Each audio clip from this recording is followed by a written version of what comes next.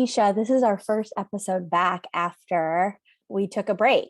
Yeah, a bit of a hiatus there. Yeah, a bit of a hiatus for our guests, but we even took like a good month where we didn't record. We really, on Instagram, there wasn't a lot of stuff being shared. We took some time off to. I was actually on break. Yeah, to be with our families and I mean, you still had your day job in part of that time too. Yeah. So we talk about TV a lot. You often message me and ask about shows because you know I'm a hardcore consumer of all things media related. What have you been binging over this time? So I used to feel like ashamed of my TV watching because I thought, I don't know, educated people, like maybe it made me more interesting if I didn't watch a lot of TV, and that maybe like watching a lot of TV was like lowbrow or something. I don't know what I thought I was trying to be. But anyways, I like TV, and I just want to like put that out there that I'm no longer ashamed of my love of television. I mean, I've never been ashamed of it. I also worked in that business, so I have been ashamed of my love of television. It was the worst. And I have a really broad range of what I will watch. However, I did binge in the last month Bling Empire, which Tisha will watch reality TV and I will not. Bling Empire. I'm currently watching Selling Sunset. Yes. What's the best thing that you've watched that you've watched lately? Made. I still haven't seen that. I feel like it looks difficult in that the subject matter is difficult and it's heavy. Yeah, some of it's heavy. And I think I wasn't in the headspace since that's come out because I like to watch the new things when they come out. Yeah. And I go through them quickly. I would say I probably watched Made before things in Ontario really started to go to hell in a handbasket. Mm-hmm. And then I started watching Bling Empire and Selling Sunset. Well, you know what it was, is it was in that like holiday season, which I stick like lately, especially I stick to the Christmas movies. Oh yeah. Which I have to say, Love Hard on Netflix and Single All the Way. Those two were the movies of Christmas 2021. If you're into that kind of cheesy Christmas movie, those are my top picks. I watched a bunch of them across any streaming platform you can think of. I was just saying what got us on the TV thing is that I know Yellowstone the last couple of years has been one of the top 2 streamed shows out there, and I hadn't watched it, and so on Friday night I decided to start watching it. And it is now a Wednesday, and I only have 2 episodes left of season 4. So that is what I would classify, especially for a mother of 2 kids in virtual learning, that's a binge. And I love it. And I think I forgot how much like I love Westerns, like Western movies. So it's kind of been, I've appreciated that kind of, that it's a Western, and I think I really like it. And even though, let's straight up own that it is super freaking misogynist, but I still love it, and I keep going back. And I know all the memes are about Rip, but I gotta say, Kevin Costner is where is at in that show for me. I mean, almost any of them. Yes, there's quite a few. There's one of the Wranglers I really like, and I always forget his name. I know his actor name, but not his real name. But no, Kevin Costner. You love him, eh? He is. Yeah. So I also watch that, but I don't binge it. My husband and I have been watching it for some time now, so we are watching the 4th season slowly. But growing up, my grandfather watched Westerns, and I always thought they were so dumb. Like, I was like, what is this? Like, I never thought it was interesting. I always thought it was so dumb. And now I'm watching Yellowstone. I'm like, oh, this might be why he liked them. That was up there. And then Emily in Paris would be my. Oh, I watched that too. I've been watching a lot of TV. Escape. Yeah. So when we're not recording and editing and writing show notes and posting on our raising Instagram kids and raising kids, specifically when we're not doing the business of the podcast, we are watching television. And so that's what we've been watching, but we're so excited to be back. And this episode is with 2 amazing women that, I don't know, we'll let you listen to it, but it was a really great conversation. We hope you enjoy the episode. And as always, follow us on social and check in with us and let us know what you think. Hi, this is Jen, and welcome back to Now What?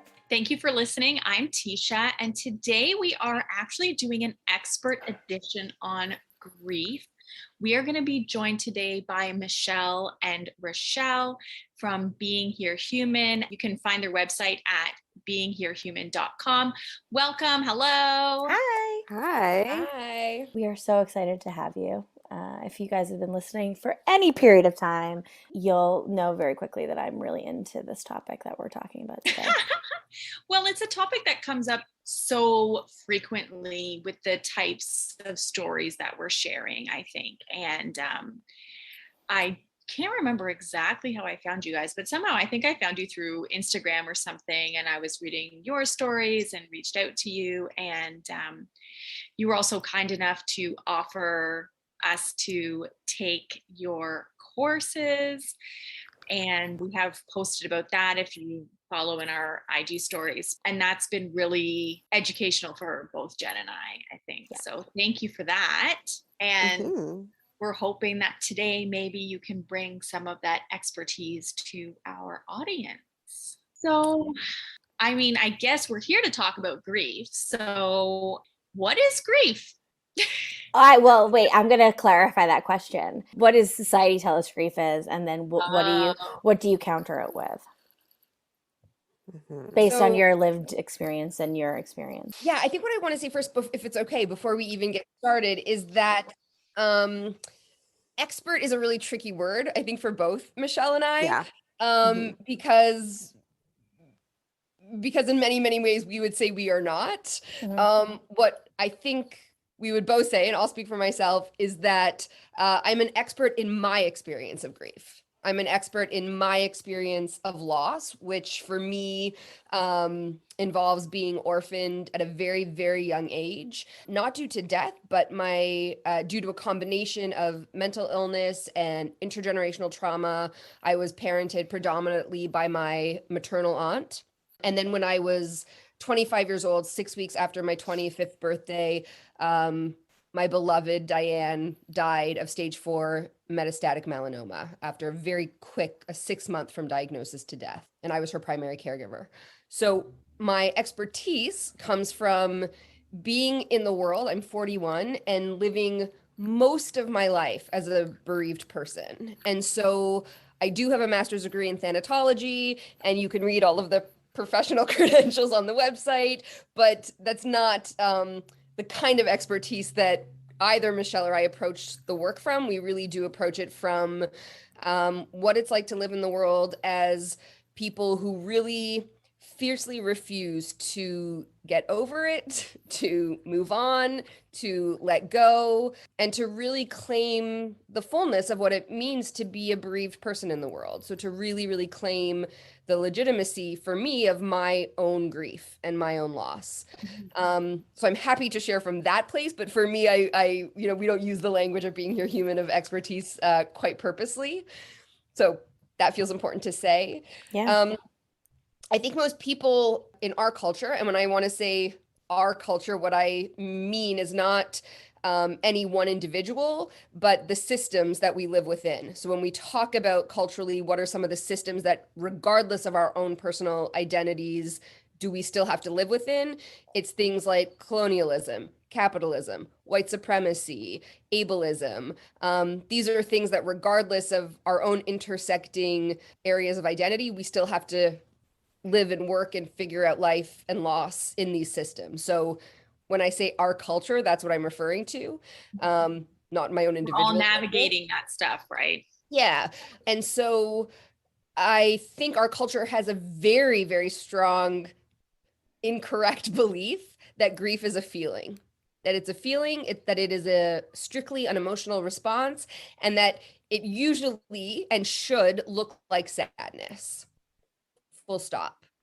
And that is an incredibly, incredibly reductionist understanding of grief, and therefore, however unintentional, quite a harmful interpretation of what grief is.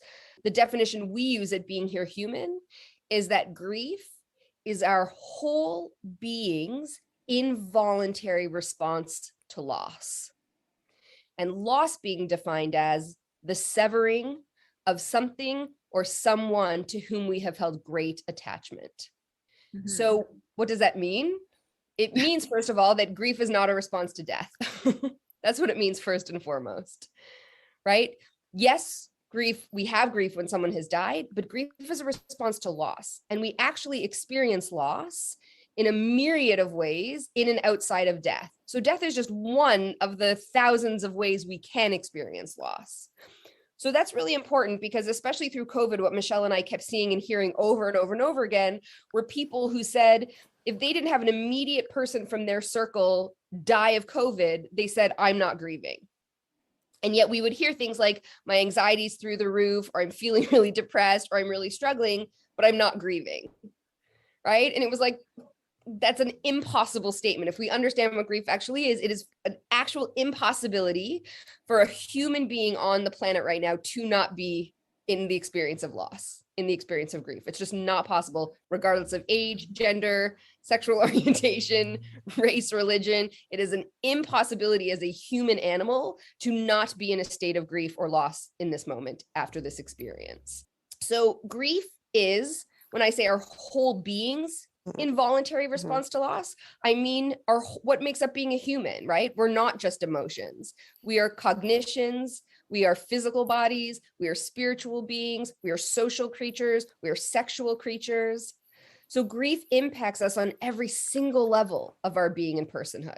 It impacts us emotionally, psychologically, cognitively, physically in our bodies, sexually, socially, etc. And so when we start to see all of the ways that grief impacts us on all of those levels, suddenly the definition gets really, really big and really expansive, because you can have thousands of feelings and never experience sadness. So the amount of people that say to Michelle and I, I had this massive loss, but I haven't cried. I think I'm in denial, or I think I'm stuck, or something's wrong with me. And it's like, well, you had 172 other feelings and heartburn and indigestion and, some kind of spiritual awakening and a change in your social life and experience. And then yet it's like, if I didn't shed a tear, I'm not grieving. And that just speaks to the myth of the fact that grief is a feeling and that feeling is sadness, when really it's an experience that is so much more vast and so much larger than that. And then I just want to touch for a second on the idea of it being involuntary, because in our culture, we really, really, really like to believe that we have control and agency over this experience. Yes. And just like every other major experience that human animals have to keep them alive, it happens without our participation and without our consent, just like breathing, digesting, pregnancy, childbirth, all of these experiences that the body is completely able to sustain on its own without our participation and without our consent. And so that's what we mean when we say grief is an involuntary response to loss, or an involuntary response to a severed attachment. And I think you're so right. Like, we do have this really narrow definition of what we think grief is. We think that it only applies to someone who has lost someone to death. We think that it only is like when they're sad. And there's also a lot of people wouldn't just come right out and say it, but it's definitely implied that someone could just choose to get over it. Like that they could just choose to stop grieving if they wanted to. Yeah, and the sentence, absolutely. And it's just as absurd as saying to somebody who's 8 centimeters and transitioning in the middle of childbirth that they could just choose to stop. Yeah. Right.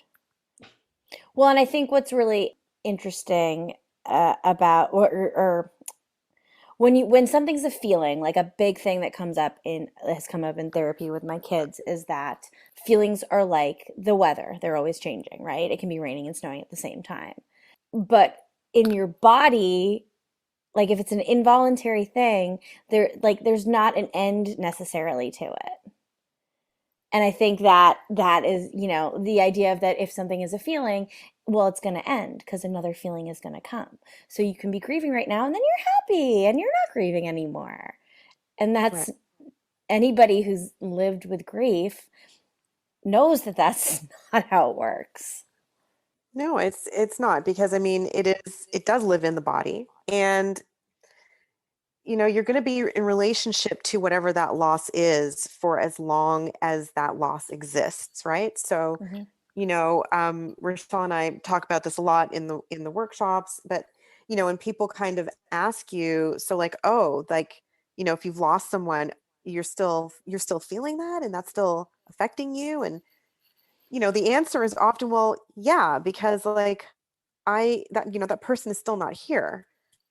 Like Yeah. my mother died over 11 years ago, and for as long as that's true, I'm going to be in relationship to that loss, which was significant for me, for the rest of my life, right? So it's kind of, it's kind of part of the culture that we have around grief, that we want it to have an end. We want it to have a resolution. We want it to have some kind of finite aspect to it. This idea of closure that people talk about, which we also kind of debunk. There's no such thing.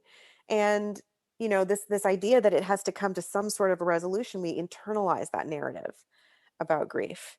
And so then individuals who are bereaved and who are experiencing significant loss, they start to actually take that narrative on for themselves, and they start to be, critical of the reality that they are not, this grief isn't going anywhere, that they are still grieving, and years later they're still grieving, and maybe even a decade later they're still actually impacted by that loss. And then they feel as though there's something about them that's deficient. And that's when, as a culture and as individuals, we turn to this idea that we have to find some kind of help or therapy or counseling to fix the grief.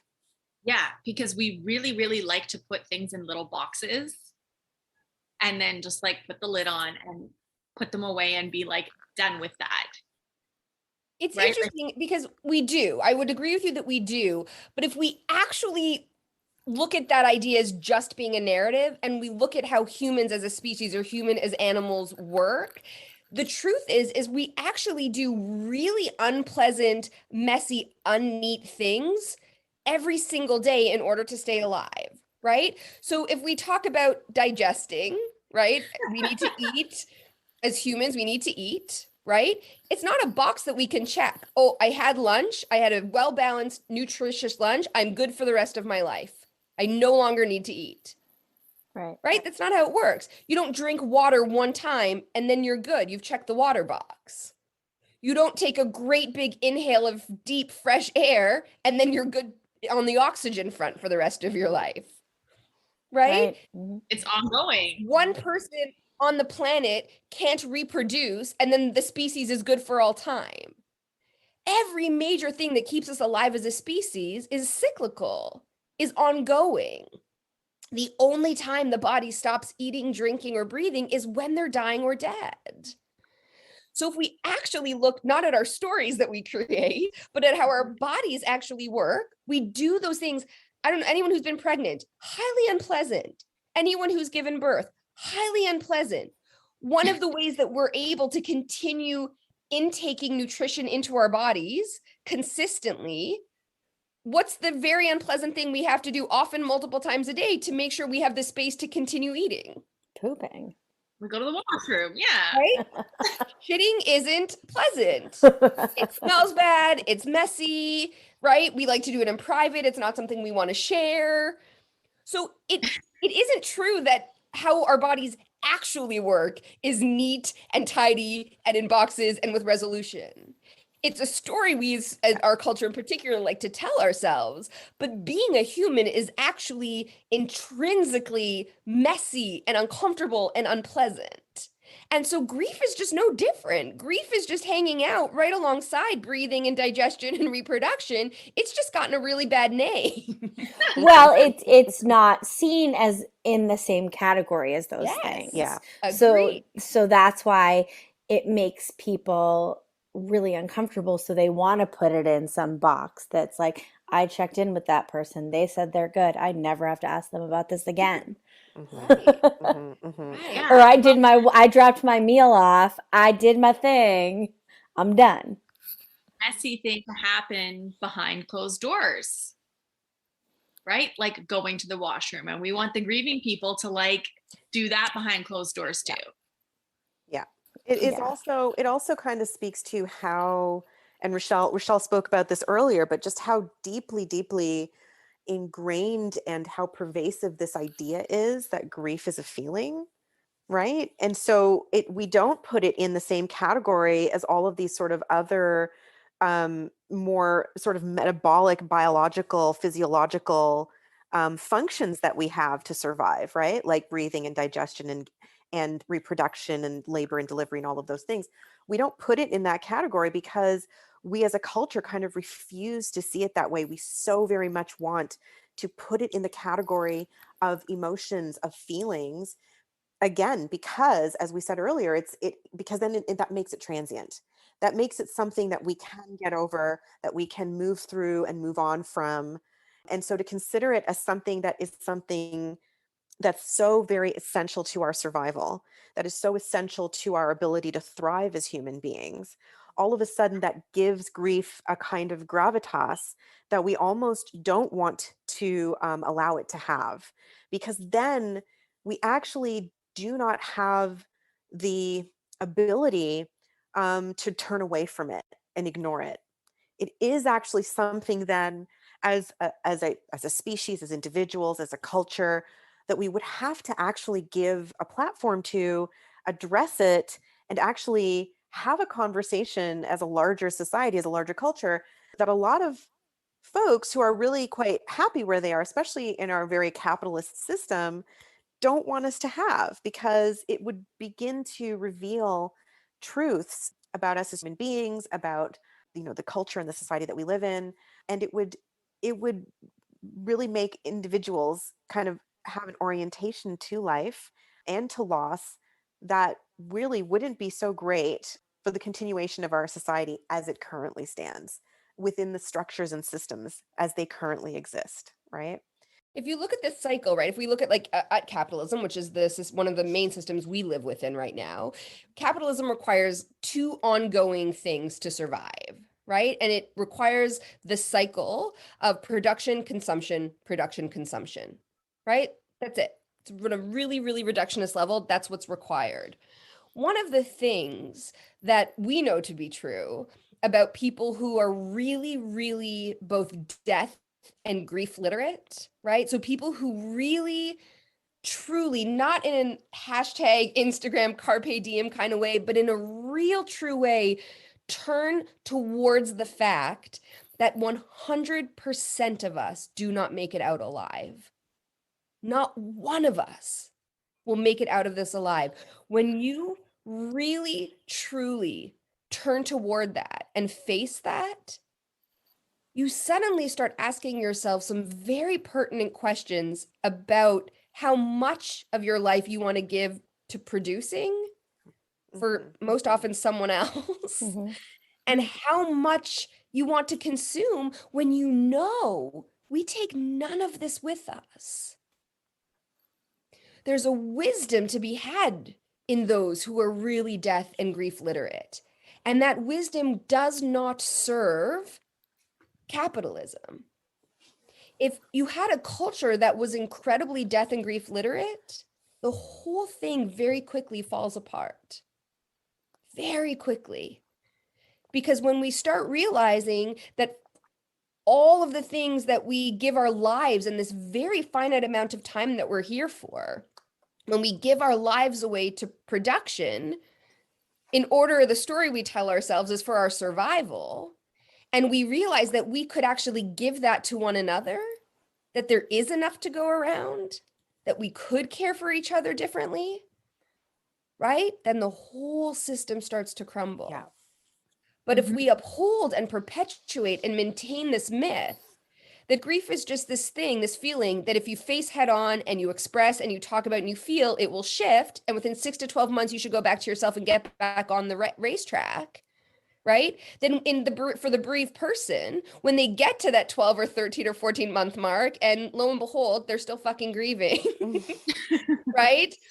And then the whole world tells them, no, honey, that's not what it's supposed to be like. Something's wrong with you. And then the bereaved person spends how much more of their life and their time trying to rid themselves of this thing that the culture says they should be rid of, because nobody sat them down and told them the truth that that was never on the menu. That that's no longer an option, that you will be forever changed. That not only did the loss occur, whether that was a person, a job, a home, an idea, not just did the loss occur, but you too have been lost. The you that you knew the moment before the loss occurred has also died. And so there is no, I hear this in the pandemic all the time, we have to get back to normal. There is no normal to go back to. Yeah. There's no normal to go back to. Kids can go back to school. You can go back to work in the office. Every single one of us is forever changed by what we have experienced. Mm-hmm. So telling people that there is a normal to return to sets them off on a, to lack of a better word, a wild goose chase where they will spend years of their life and hundreds of thousands of their dollars trying to achieve something that doesn't exist. Because if we told them the truth about grief, which is that it is one of the most human things you could ever experience, that it is not optional, that it's involuntary, and that the person you were is gone, and that it will take you another lifetime to live into this reality, right? Then people will get about the business of living with loss. And when you live with loss and you turn towards it, you become a really shitty producer and a really shitty consumer. You do. Or right? you become too good of a consumer. You are speaking my language. And I don't know that we've talked about this on the podcast, but after even during the time that, like, from the moment I was told that I had cancer, like, my whole perspective started to shift, in particular with regard to the consuming piece of it. And as I recovered, like, there was this whole, there was a lot of self-reflection. And I went through this period of, like, post-traumatic growth where I questioned everything about everything I'd done in my life and how I wanted to continue to live my life, and discovered minimalism and became a minimalist and got rid of so much of my stuff, and, like, started an Instagram page where I, like, write about how much we consume and how we should stop consuming. And I mean, there's more to it than that, but, like, it is absolutely true that when you start to understand that you can't take these things with you, that your perspective changes. And I've really become a shitty consumer. Yeah, how could you not? I mean, I read one of your posts recently where you were like, get in front of the camera, right? You had these beautiful pictures taken with your boys. Like, that's an impact of it, right? Like, I'm not saying I don't spend money, but what I spend money on is really different. And why I'm spending the money is really different. Like, I have the great privilege of someone who grew up in profound poverty, I just got back a couple of days ago, I was able to take my youngest on a trip that I'd always wanted to take her on, into the Gulf of Mexico, where she got to see in the open ocean dolphins and manatees. And we just had the most incredible time. And maybe that would have been something prior to experiencing loss that maybe I would have said, well, we'll wait till she's older, or whatever the excuse would be. And it's like, well, now instead of buying, I've had the same winter coat for maybe 10 years. Instead of buying something like that, I do still spend money, but it's like, for me, what's important is memories. For me, what's important is not waiting till retirement, because there's not a shred of me anymore that believes I'll get there. There's not a shred of me that believes that it's guaranteed that my 9-year-old will live to see 10. I can't live that way because it's not been true for my life. And so when I really let myself understand and believe that I don't know, that I 100% won't make it out alive, but that my time could be so much sooner than I believe. And when I start to believe that I don't know if my 9-year-old will get to 10, I don't know if she'll get to 15 or 18, I start to intrinsically not give a shit about things like her grades. Right? Yeah. I tend to not care about what she wants to be when she grows up, because I don't know if she will. So it reprioritizes me to really seeing her. What I really actually want then is connection. What I really want is to know and be known, to see and be seen for the time that we do have. And that shifts everything. And if all of us collectively were to have that shift, the whole system falls down. Right? And so we look at cultures that we have the arrogance of saying are underdeveloped, right? And I, as someone who's lived in many of these places, I have to then ask myself, are they underdeveloped, or are they perhaps off the fucking hamster wheel?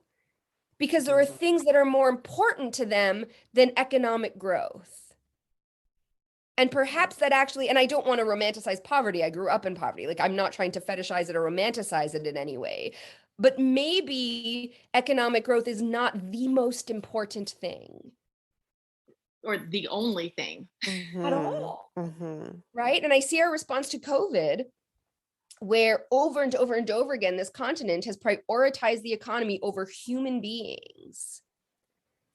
Over human beings. And there's no other lens for me as a bereaved person to view that is, other than as an entire culture that is so unbelievably loss averse and grief illiterate, that we're not letting ourselves learn or change when 5 million people who were here on this planet 18 months ago are no longer. Not 100, not 2,000 or 3,000, 5 million human beings are no longer on this planet. And the only public dialogue is about getting back to normal. What the fuck is wrong with us? What is wrong with us? Yeah. It's so true. Like, we've got it. Everyone's like worried about the economy, right? We got to get back to normal. We got to get people back to work. We got to get people. Well, but you have people supporting it because you don't have governments and people taking care of each other. So people, there are people, small business owners that have to get back to work because otherwise they can't survive, because there's no other way for them to survive. So if they weren't talking about the economy, then all of these people would be like, okay, then what the fuck am I supposed to do? The WHO has a statistic that says that for every death, and this is in particular to death-related losses, that for every death, there are 6 people who will directly and forever be long-term impacted by it, right? So you do the math on 5 million people. Yeah, that's exponential. So there's 30 million deeply impacted, forever changed, bereaved people in this world who have to live in a world where the only rhetoric is about getting back to normal, where think of the celebrations that happened a few months ago for the 20th anniversary of September 11th, right? I'm not critiquing that, rightfully so, but that was for how many people? Yeah, and these people forget even any kind of large scale recognition. They're not even given the chance to mourn in that beginning part properly, because there aren't allowed funerals. They aren't allowed gatherings. They aren't allowed, like, I look at people who have lost in this time and think of how important it was for us to have a funeral and to have this celebration of life for Warren. And they and to have your family come. And to have my whole entire family like here in this house with us. You know, and people can't, like, they can't do that. And the world didn't stop either for COVID in the way that, like, other people died of cancer and people died of car accidents and people had heart attacks. Well, and people that potentially were dying because they couldn't even get the care that they needed and deserved because of COVID. Of the pandemic, Yeah. And so I have to look at it from like these larger kind of macro lenses and just be like, our relationship to grief and therefore to life and to the value of human life is so unbelievably pathological. It is so fundamentally illiterate. And so a lot of the work that Michelle and I do as people who've been the victims of a lot of this illiteracy and victims of a lot of these systems and the lack of community care and mutual aid that you speak of, Jen. So part of what we do and what Being Here Human does is about offering, yes, education and literacy, but with the intention and purpose of somehow finding a new way forward. That if we can reach enough people in our communities that at some point, maybe in our lifetime, maybe not, there will be some kind of tipping point where we say, enough. Enough, this isn't working. We know it's not working for the bereaved. We know that. But if we understand, you know, even if you listen to our language in this culture, we say, if God forbid, da, da, da, da, da, as if any of it is fucking optional, as if it's not 100% guaranteed, you know, and it could be whether it's that we will become ill, whether it's that we will die, whether it's someone we know will die, whether we become disabled. Welcome to aging. Like, none of that is optional. So the fact that we even use the language of if speaks to how embedded this delusion is in us, right? We don't talk about it as certainty. And so part of it for us is like, can we create a tipping point where we start to recognize illness, disability, death, grief as a human inevitability? So we start to change our models of care, right? So that accessing care and support isn't dependent on your socioeconomic status. It is really, I don't know what the word to use is, to be honest. It's an incredibly moving and altering experience to see an emptied body, to see a body that is entirely still, to see a body that really does not have life in it any longer. And from the moment the last breath has been taken, it's instant. The body instantly transforms, and whatever that is that we call life exits. It's gone. And there's something so, I don't know what the word is I'm looking for. You know, I mean, the word that comes to mind for me is surreal. It's surreal. There's a moment where it feels, when you're looking at the body, where it feels surreal because we're so used to seeing some element of, you know, proof of life in that body, whether it's the chest moving up and down, or, you know, the eyelids fluttering, whatever that is. Like, we're so used to seeing those very, very minute, you know, proofs of life, that when it's not there anymore, it does actually feel surreal for me. That's the word that I would say. We can't even describe what some of those are, because we are so used to seeing it. It's just so, in some ways, like, and I don't want to like romanticize it, but it's so beautiful is all I know to say. It's so awe-inspiring in that moment too. That's a good word, awe-inspiring. Yes. Yeah, because it stops you. It's so powerful. It stops you in your tracks. And it's like all the knowing somehow is in that one moment where you just are like, oh, and so will that be me. Yes. And so will that be. It is undeniable in the moments when you are up close to death and a dead body, where you are just like, oh my gosh. And then I don't know what to say other than it takes root in your cells, and all on its own, you change. It just changes you because you realize that you will be emptied, that every single person that you love at one day will be emptied, that you may or may not still be alive for. And it just changes the way you show up in the world. It changes the way you love and care for those around you. It really, I think in some ways, like, just fucking annihilates the ego in so many ways. It is so unbelievably humbling to be at a death. And I wish in some ways, not in a gross voyeuristic way, but I wish we saw it more. I wish it was more around us, because I think it actually would make us better. And I think, you know, there was a time in, you know, Canada's history where deaths did happen in the home, and people did see it. And was our concept, obviously I didn't live there, but like, was our concept of community care then different? Yes, of course it was. Right? Yes, it was. Because we understood death in a different way. Why? Because there was no paid to be there professionals. Yeah. That's why. Yeah. Because we didn't pass the buck. Because there weren't experts to pay to help Thank you manage you. it. Yes. So we had That's the right. skills. I listened. I learned. Right?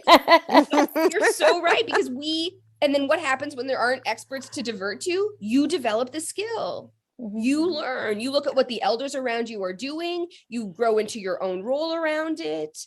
Mhm. Right?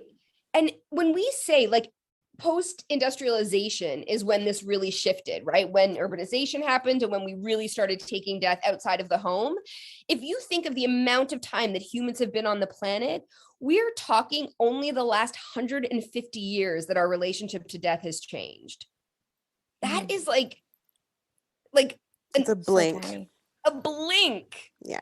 in Yeah. time. So not only have we not always not done it this way, this is not the way I think should be doing it, or have been doing it at all for a long time. So when we think of, like, how would we change this? It's like, Just go back to the way it was. it's really actually not difficult. Like, we did it this way for so long. No. And it's why we critique it in the workshop so much. And social workers often in our workshops get so offended by our point of view, because I'm like, do you understand that, like, even universities with your credentials have only existed for a blink of time? Yeah. How do you think humans have survived for over 6 million, whatever billion years we've been here, with suddenly the MSW without the MSW, or without the Masters of Psych? Like, Right. we've figured this out. So the idea that you have to have parental credentials or intervention to manage being a human being when loss is inevitable is one of, I think, the biggest fallacies we have. It's just so arrogant and absurd to think that. I think when 1018 was the very first university that ever existed, and it certainly didn't have a master's of social work degree back then, but, like, the fact that, like, we don't have other ways of doing this is just not a true statement at all. It's just absolutely not a true statement. And it's not true that you need to go to some kind of professional institution and credentials to get the skills of how to actually care for one another. That's not true. That's interesting. And like everyone's silent because that's what we think. We think that if somebody is grieving, that they need to go talk to somebody. Mhm. And of course, that somebody being a professional. Michelle, you drop the truth bomb? Oh, Yeah. sure. And that hopefully the professional can help them. And I think you know where I'm going with this. So take it away. Yeah, so all of these professionals that, we want to send our grieving loved ones to, myself being one of fix. them, I'm an MSW also. Like, none of us, not the MSWs, not the family physicians, not the therapists, not the psychotherapists, not the psychologist, not any of those professions have a mandatory 3-credit course in grief and loss in their academic training. It does not exist. So we're sending folks to individuals to fix them from their grief. And those folks actually do not have any specific academic training in their professional designation that prepares them to be able to offer that support. Instead, in almost every single one of those professions, including MSWs, they are taught specifically mental health, which is a very different. It's diagnostic. It uses the DSM. It's not the same thing, and so inevitably, what ends up happening is you have these folks going to those professionals who are who are grieving, who are bereaved, and time again, the only way that these professionals know how to interface and interact with them is to go through a diagnostic process, in which the outcome usually is that they are depressed or suffering from anxiety disorder. And that's just, the way that we have structured our system. It kind of like validates my own experience. I chose to find a therapist after Warren's death because the fact is I probably needed one prior to it. And I had a couple of really uncomfortable conversations with therapists who, like, it was clear that they did not know what to do with me. Yeah. And I ended up working with someone who experienced a traumatic loss themselves. And like once like we had connected, and once I saw that, I was like, yeah, that I need somebody that has experienced this, even if they're not gonna like, because they're, the boundaries in therapy and stuff, if they Yep. can't cross those and whatever, like just the fact that they know where this is coming from was so important Huge. to me. Huge.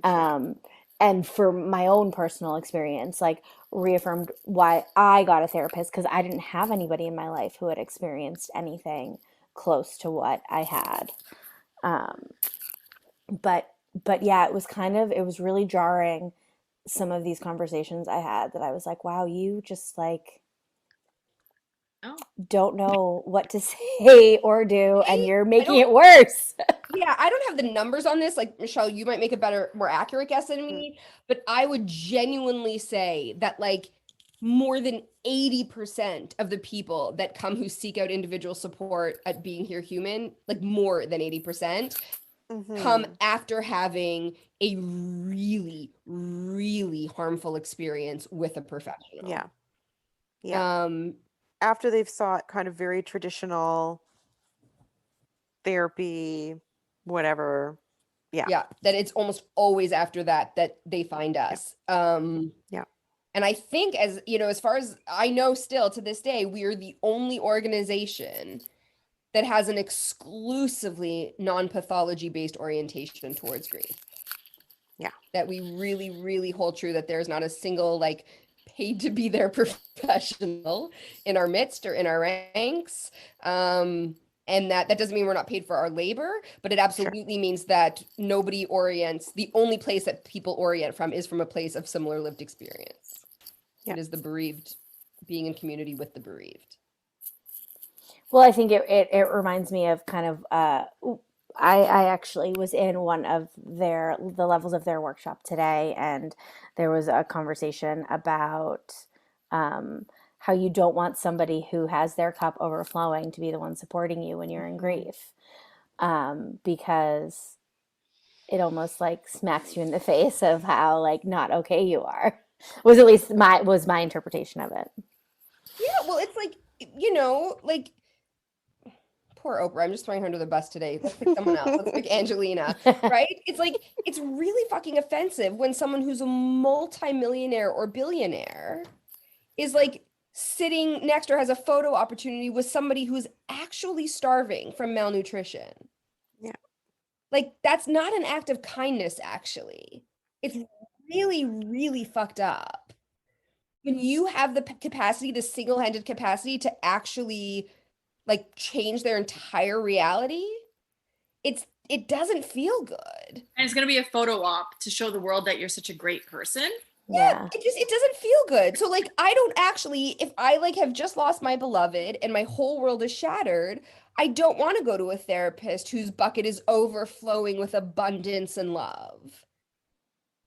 It doesn't feel good. You know what I mean? I don't necessarily want someone who's drowning and we both go down, but I certainly want to look into the face of somebody who knows what it's like to live without. Mm-hmm. And maybe they're a little bit further down the road than me, so they have a bit more hope in them, or they have a bit more muscle around the experience. They're a bit more fit to it than I am, right? But certainly someone who knows enough of the experience that they're not going to offer me platitudes. They're not going to placate me with euphemisms. They're not going to pretend that the experience I'm in could be any different with just a magical sentence, or if I just read the right book, or if I just watch the right documentary, that somehow my life will change and that I will no longer be in pain, that I will no longer be longing, that my actual reality is somehow not my actual reality. You could just like think positive and manifest that, couldn't you? Right. Right? But we also talked about that professional distance that's required by all of these folks, right? So there's that like that requirement to be objective, and the professional distance that needs to be maintained, or that boundary, that professional boundary. And so you're going and you're interfacing. If you're a bereaved person, you've had significant loss, and you're speaking to someone who can't actually identify whether they're part of your community. They can't actually share with you whether or not they can relate to the experience that you're having. They can't share with you any of their own lived experience, right? They actually cannot show up as a fulsome human being in that interaction. They actually can't, right? And when you are in the throes of grief, that is in fact exactly what you need. You need to have that human connection, right? You need to know that the experience that you're having is one that is shared. And when you go and you have those sort of professional interactions, that kind of connection isn't possible. Well, and It's not grief on actually its possible. own is so isolating. So Absolutely. And so in your work at Being Here Human, how is what you offer different? I think it's Mhm. really different Mhm. because we are at Good no question. time denying someone's reality or in any way promising or suggesting that we can make their reality any different ever.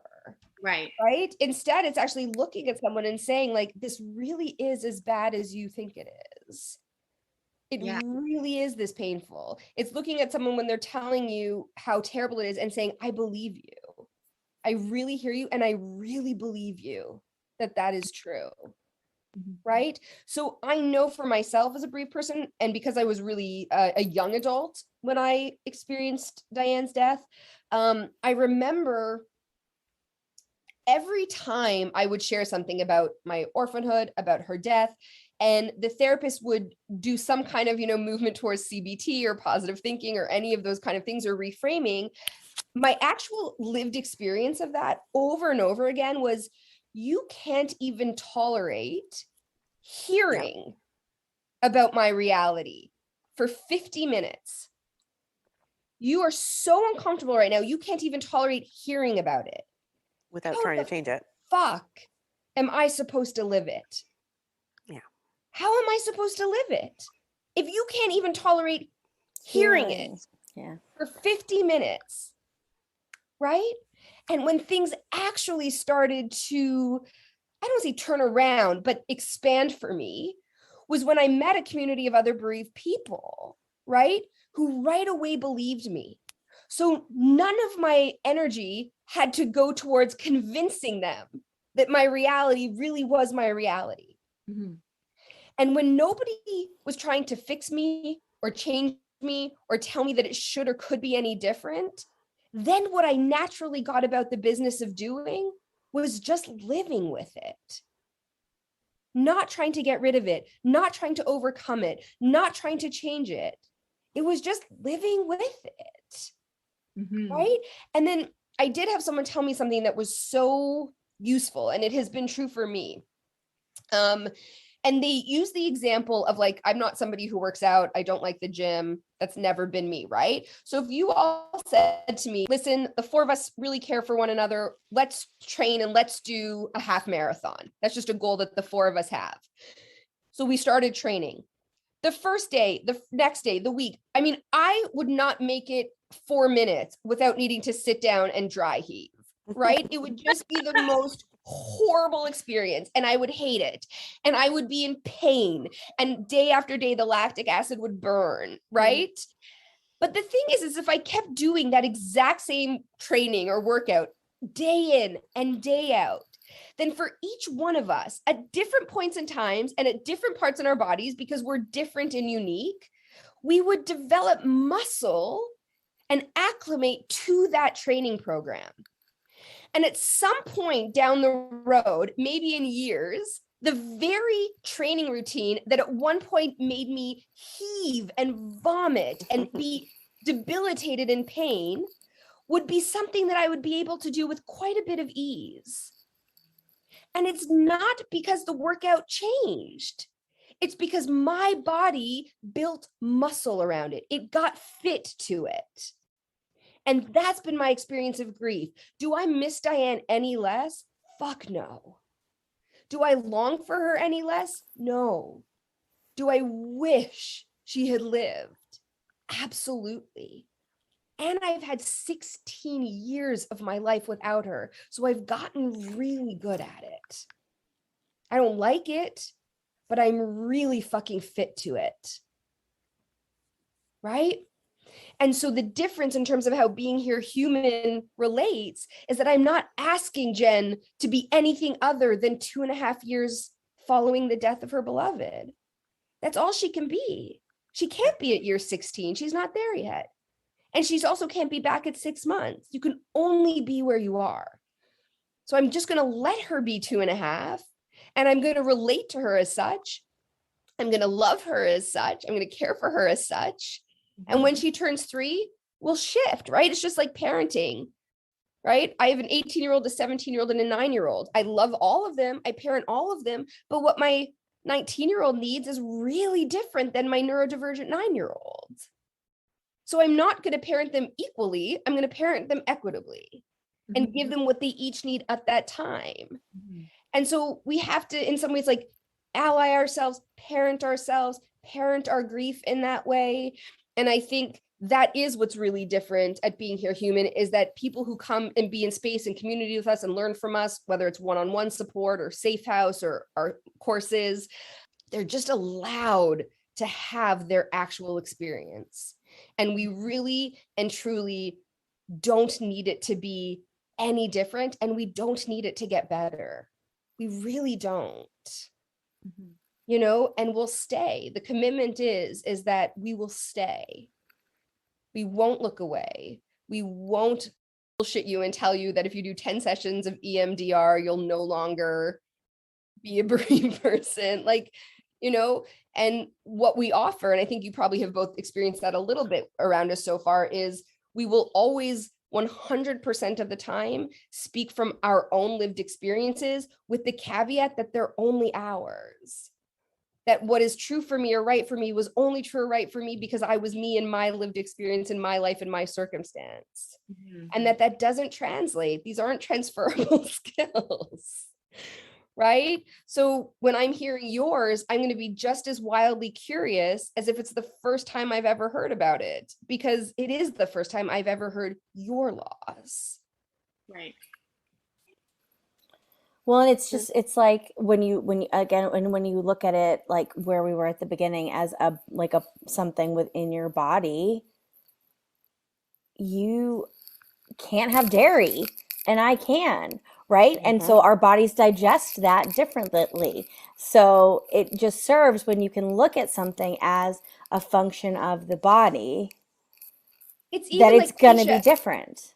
yes, totally. So am I correct in assuming, I don't want to assume that you are cancer-free right now? 3 years today. Okay, amazing, right?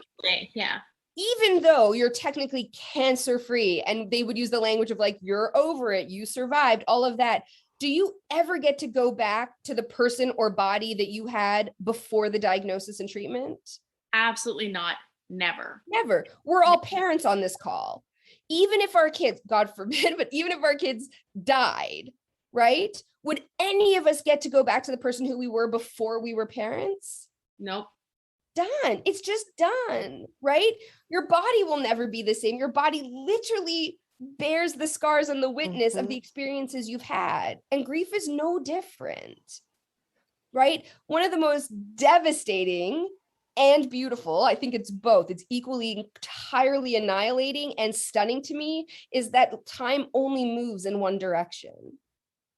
And there's an incredible grace to that and an incredible brutality to that. It's both. Well, and what's interesting is you were just talking there, and we've kind of touched on it in a lot of our conversations that we've had with people, but we really fight this idea that we change as people as time keeps going on. And you know what I mean? It's like you're always trying to get back to that body or that person you were before the baby. We're trying to get back to normal after COVID. You're trying to get back to who you were before your loss, without being able to recognize, number one, that's impossible. But number two, maybe that wasn't the person. Maybe you shouldn't be going back to that person anyway. Yeah, that's a good point. And not to like silver lining losses, but there are there's some growth that happens after one. Like there are some pieces of me in my at 2.5, there's a lot I'd like to change, but there are pieces of me that are better than I was before. And whether it's as a result, I mean, who the hell knows? But You're reminding me of we recorded an episode with somebody whose child had survived leukemia. And she said she would take her cancer away. Like if she had the opportunity, she would absolutely 100% take that cancer away, had never happened. But that she would never want to give back the learning that she's had from that, right? Because you are changed, and sometimes we go through these experiences and we gain some insight or wisdom of our own, or build different muscles around different things. Like I know myself so much better after that experience, and like a lot of my perspective has changed, and I don't know, I'm more intentional with the way that I live and spend my money and that sort of thing. And I like that stuff, but I wish I didn't have cancer or PTSD or like any of that shit. Like that wasn't fun. Yeah, and that's where I wish, like, we only are allowed to have even one narrative about wisdom or about growth, which is that we have to be grateful for it. And yeah, I'm not, if I'm being really honest, like, and I know Diane well enough to know that if it was like Rachelle's going to grow into this really amazing version of herself, but the price of it is your life, she'd be like, fuck you. No. Yeah, she wouldn't. She'd be like, I don't fucking give a shit. Be a cunt. I want my life. Like, yeah. She wouldn't. She trusts me. Like, she loved me, but she wasn't that generous. So I think there's a truth to me. What I always say is like, that's just what happened. That's just what happened. Her cells divided. She wasn't one of the people who was responsive to treatment. It was caught too late. She died, full stop. That happened. And because it happened, there are things I experienced and learned that I wouldn't have otherwise. And some of those things I really love and value. And some of them I really don't. I really don't like being a person who is 100% of the time aware that death is right here. It's not a fun way to live. I have 3 kids and a wife who I'm so in love with. It's not a fun way to live, to be aware of their deaths at all times. That's not a part of myself that, it's not a part of myself I like. It has aged me having this much loss. I'm really tired. It has been an incredibly heavy load to carry, right? I don't like that. And then the other truth is like, I'm a really fun parent. I think I really don't interfere in who my kids are very often. I really let them be their own people. I really don't have weird helicopter tendencies or needs for them to fulfill whatever. I think I told you on the call today, my little one always starts sentences with me with "Mama, can we negotiate?" Right? That always starts sentences. And I'm really up for it. I'm really okay, hit me. I'll listen. And if you can make a good case, I'm kind of cool with it. If you can make a really good case for why we need to go have Dairy Queen for dinner, I'm listening. And so there are parts of it that I'm I really love. I really love that. I would say one of the parts that has come out of it is I'm really, really fucking clear on who my people are. The tried, tested, I know my people. And so I remember the day, I write about it in our book, the day I laid eyes on Michelle, I remember it. And I knew instantly that I was nope, that's something I want. That's something I'm going to pursue. And we did. Yeah. Right. Yeah. So it's gotten a clarity of vision, a clarity of intention to me. I really like those parts, but none of it is a singular narrative. None of it, it's all both and I think the more space we can have for nuance and for complexity and for just being, there really is space and room enough for the entirety of the experience, that we don't need to play to our lower selves and reduce everything to a soundbite or to a hashtag, to really allow ourselves the fullness of what it means to be human, which is really complex and really finite. And it's that finite piece that I think is the most uncomfortable for people. I don't know if you guys have read this. I was pulling it up for you. It's by Heidi Pried, but it says, And this is whether someone is living or dying, but it says to love somebody long-term is to attend 1,000 funerals of the people they used to be, the people they're too exhausted to be any longer, the people they don't recognize inside themselves anymore, the people they grew out of, the people they never ended up growing into. We so badly want the people we love to get their spark back when it burns out, to become speedily found when they are lost. But it is not our job to hold anyone accountable to the people they used to be. It is our job to travel with them between each version and to honor what emerges along the way. Sometimes it will be an even more luminescent flame. Sometimes it will be a flicker that disappears and temporarily floods the room with a perfect and necessary darkness. It's like really Love it. good. Yeah. It's really Thank you good. for sharing Thank that you with for us. that. I know we've been talking for a while, but there's just one in level 1 of your grief literacy course. You guys spend a lot of time talking about community care, and I feel like that's a topic, maybe not using that specific term, that we have covered in many of our episodes. And I guess, what do you see as community care, and how does that benefit really society as a whole? Well, we model it in part Yes. through our workshops. We model it in our safe house, well, not safe house anymore, but safe house, actually, our 10-week safe house program. Basically, where, as we said before, you don't need to be a licensed, trained professional in order to be able to support those who have had experienced loss, who are bereaved. And so the idea that we try to really deliver in all of our workshops and in everything that we offer is that we are all capable of living with loss, of living with grief, of supporting others who are bereaved, of supporting others who've had significant loss. We're all capable of this. We have it inherently in us, right? And that's a pretty strong message that we really do aim to try and get across to all of our participants, to everyone who does any of our workshops or other programs, and that the community that we're building, that community actually can come together collectively, and we can actually support each other through loss, that we can actually be there for one another when we are grieving. And we do not need to have a particular designation or letters after our name in order to be able to offer that grief support. That it is something that we all have a capacity And for. that being said, too, we have to be able to acknowledge that it's not going to look the same for all people, but that it's not always a cup of tea and a listening ear.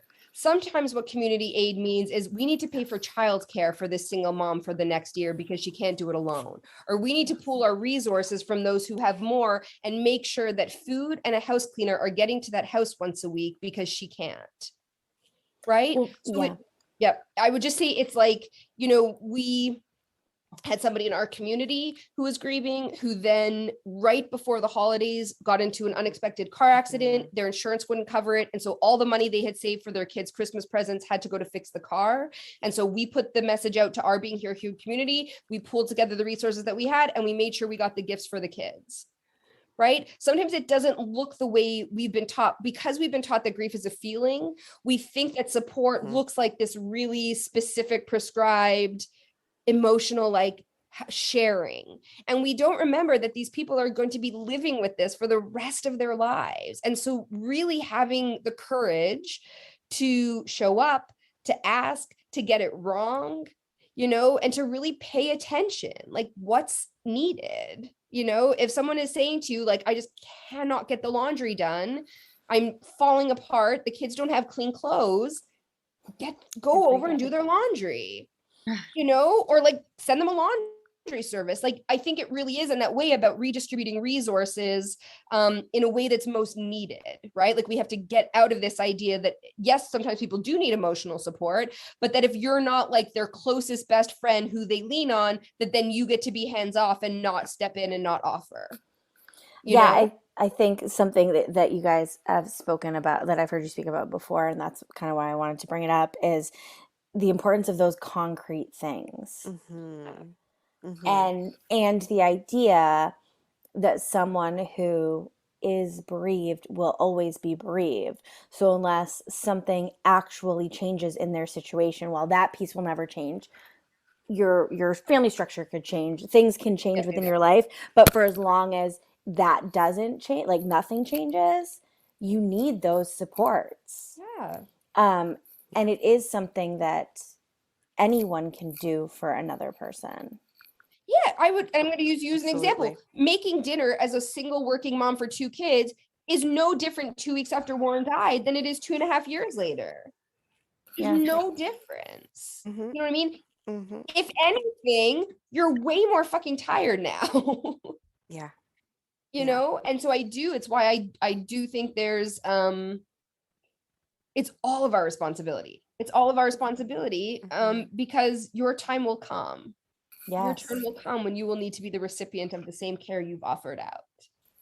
absolutely. I know that when we first, I think, talked to you guys, that was a piece that like really resonated with both Tesha and I, because I feel like we're both kind of the kind of people that naturally do those kinds of things anyway, and have been on the receiving end of those types of things and know the value of them.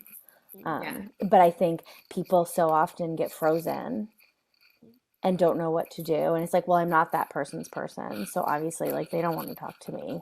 Yeah, and I get really mad, if I'm being honest. I get super prickly when I hear people being like, well, I'm uncomfortable or I don't want to say the wrong thing. Yeah. And I'm just like, get over yourself. Yeah. I promise you that any It's actually amount not of about like you. Yeah. discomfort or awkwardness or whatever it is, I promise you their life right now is worse. Yeah. I promise you. Yeah. Like, having gynecological cancer is worse than you're uncomfortable. Having your husband go to work one day and not come home is fucking worse. I promise you. So get over it. If the worst is that you fumble and you feel clumsy and awkward, you'll live. Like, there's only so much. I don't actually, that's not even true. I was gonna say there's only so much space I have. There's no space I have left anymore. Actually, I'm like 16 years into post Diane's death. I'm 41. I'm perimenopausal. I have no space anymore for people saying, I don't know what to say, being a good enough excuse. Figure it out. Yeah. Figure Then it don't out. say anything and just drop a coffee off, or Yes, Yeah. or pick up the phone and say, send. I don't know what to say. Yes. I'm gonna get over myself and just show Yep. up anyways. Like, just, it's not an excuse. Saying I'm uncomfortable, saying I don't know, saying I'm not so close, like none of that stuff is actually good enough. It's Yeah. all like, you know, when they talk about, I'm not straight, but you know how in straight couples they'll talk about how men can often weaponize incompetency. Like, well, I didn't know how to do that, so that's why they don't do their share of the housework, because I don't know how to do it. I didn't know how. And it's like, that to me is the same thing that's at play with non-bereaved people, and like, I don't know what to say. And it's like, really? That's the best you have? Yeah. Like, this person's I don't know what to say. I mean, that's a start. yeah, That it is. is. I like, Yeah. I used to be much more nice about it. Now I'm just like, oh, get over yourself. That's ridiculous. It's actually Well- not a good enough excuse. Well, and going back to, I think, what I said before about how it can be so isolating. So if everybody, Yeah. think of if you know somebody who has experienced a great loss and everyone around them doesn't know what to say, Yeah. then they're sitting there alone. Yeah. Yeah. And that's why there are people like this poor, older woman who was tasked from the hospital to sit with me with Warren's dead body. And I finally just looked at her and she kept trying to talk. I go, I just really don't want to talk to you. I'd rather be here alone. Like, I have people, thank you, I'm okay. But there are probably people there that sit in that same situation who don't have anybody. But even that, right? I love that example, because if people are like, well, what if they don't want me there? It's like, well, then they'll tell you. They'll tell you. And you'll be fine. Yeah, they will tell you. You'll live. If someone Yeah. says, I actually don't want to visit right now, or like, Yeah. I don't need any more casseroles, they'll tell you, and you'll be fine. Like, Yeah. stop centering your own feelings of discomfort in Stop any sending way. mac and cheese. My kids don't like it. Mhm. Jen? Yeah. They had to tell my meal train to stop sending mac and cheese.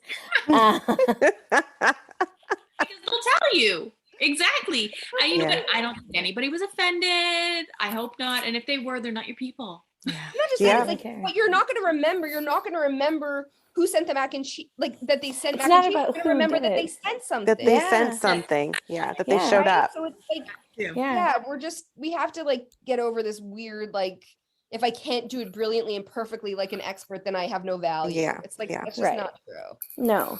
And it just goes back to this whole idea that again, we talk about often about the importance of just showing up for people. Mhm. And it doesn't need to be in this like, life affirming way, because you can't fix it. No. Well, and I think people put so much pressure on themselves that they want to say the right thing, as though if they can come up with some perfect sentence, they're somehow just going to like say this one thing and everything's going to be better. And like nothing you say is going to fix it. Yeah, when people say like, well, I don't want to upset them. And it's like, you didn't upset them. Her husband got hit in the head with a piece of metal and died. She's upset. Yeah. And like nothing you say is going to fix it. And equally, nothing you say is probably going to make it that much worse. Yeah. But your silence Might. Your abandonment will. Like you're very unlikely if you're trying to say you're very unlikely to say You're not going to get it so wrong. wildly offensive. Yeah. No. Like you might get it a little wrong, but it's very unlikely you're going to be like wildly offensive. Yeah. So yeah. Maybe there are some. I mean, I think there are people who say some really shit things. Yeah. But you know what? They said something, and really trying, or just be prepared to have someone say to you, "That's a really dumbass thing to say. Stop." Yeah, I think that's something okay. I should be prepared for. Yeah, Yeah, you'll be definitely. Okay. It's just, especially the folks who want to silver line it or impose any sort of religious ideals around it. They should be ready. I say the wrong thing to Jen and she says, hey, yeah, that's not helpful. Like the amount of uncomfortable I'm feeling in that moment is very minuscule compared to the uncomfortable she's feeling. Absolutely. And I think the piece that Jen keeps saying, which I think is really like important to remember in all things grief related, unless you have figured out the way of bringing back, in this case, the dead, understand that there's nothing you can do. So if you're tasking yourself with cheering them up or making them feel better or making them forget what's happened, none of that's on the menu.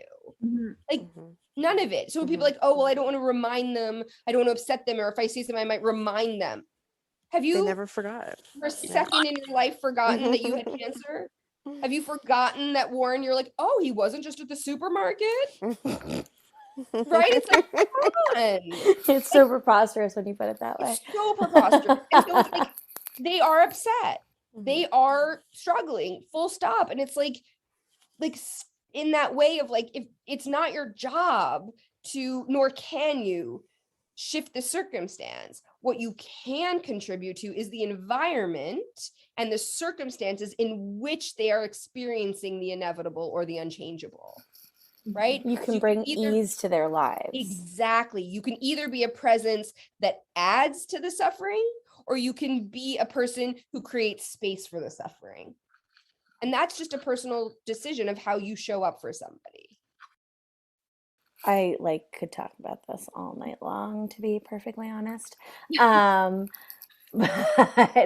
in the spirit of time, is there anything else you want to add? I know you guys, this episode will actually probably be launching late January, early February.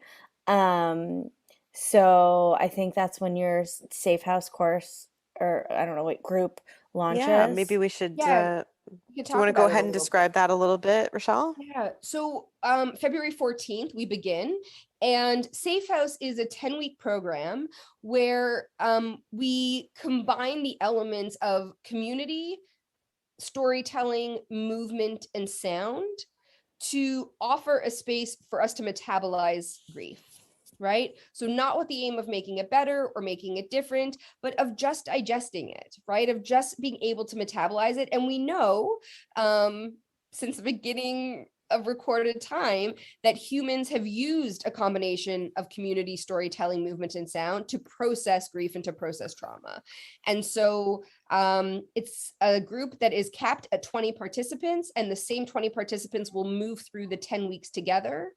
It includes every Monday, you will get an email that includes photography, writing, reflections, and prompts. You will have the week to be with those. And then on every Sunday afternoon, we'll have a community care call. So a 2-hour community care call that's facilitated by Michelle and I, where we will come together, we will storytell, we will move, we will make sound together. We've kind of been describing it as like an open mic night for your grief. And then in addition to that weekly call and the prompts that will ideally inform that call, you also get 2 individual sessions with me throughout the 10-week period for some individualized feedback and witnessing. And it also comes with something that we call a soft landings box. And that's like a box of really delicious, cool stuff that will, you know, hopefully provide some ease and some soothing for you as you go through the 10-week experience. Awesome. Yeah. And you can find out more about that at beingherehuman.com.